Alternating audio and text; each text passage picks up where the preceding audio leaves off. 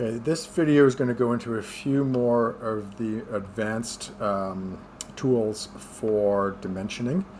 We're going to start with tolerances. So certain manufacturing processes will have, they won't be able to make exactly the product you want to, the measurements you want.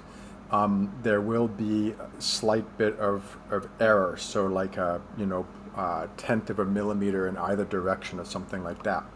So if in your research on manufacturing you have come across that, then you really want to make sure you put in here what the tolerances are that you can put up with and still have your product work. So to add tolerances, you can just double click on any of the dimensions, and then you can turn on tolerances. And if it's a symmetrical tolerance, then that means that it's the measurement is okay to be a little bit bigger or a little bit smaller. So for example, if we do a tenth of a millimeter, 0.1, it'll show up like this. If you are adding in tolerances for the CNC router, you will want to indicate that as well. You'll either already have the tolerances built into your dimensions, and so it'll show up like that, in which case you might want to add a note saying that it includes the tolerance. Or you can actually do this as a deviation. Set the upper tolerance for like 0.3 and the lower for 0, and so you can then actually have the actual dimension in here and then the tolerance show up like that. So you got a couple options for showing tolerances.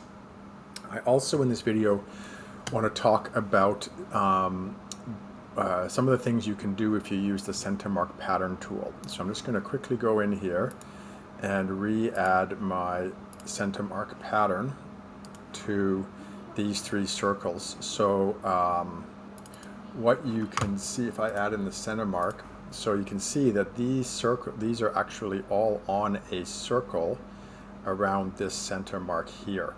So this is a way that we can add in dimensions that can be used to effectively place circles. So if I now go get my dimension tool, I have a couple things I can do. One is I can go and click on the two, I have to zoom in. If I click on the two lines attached to the center, then I can actually get the angle between these two center points. And if I click on the arc, it will also give me the radius, or if I right click and select oh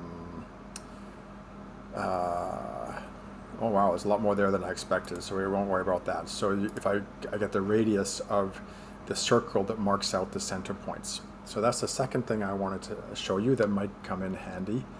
And the third tool in here that's useful to know about is the Ordinate dimension tool, right? So an ordinal scale has got like a starting point, or actually I'm not sure I should make that, so scratch that. So with the Ordinate dimension tool, what it does is you get to define an origin.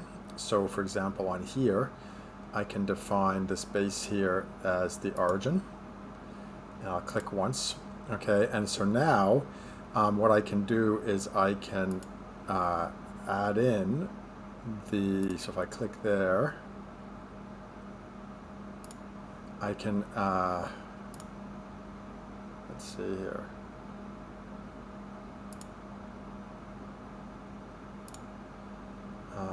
I can click on different points and it will automatically add the distance from the origin. So this way, so sometimes doing these as individual measurements is very bulky.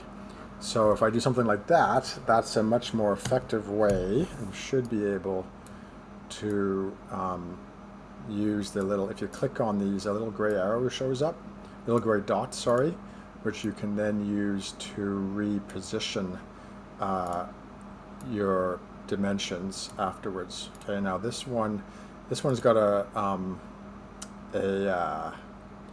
error, so I'm going to click reassociate, and I think the reason for the error is that it's not actually associated with a particular point on here.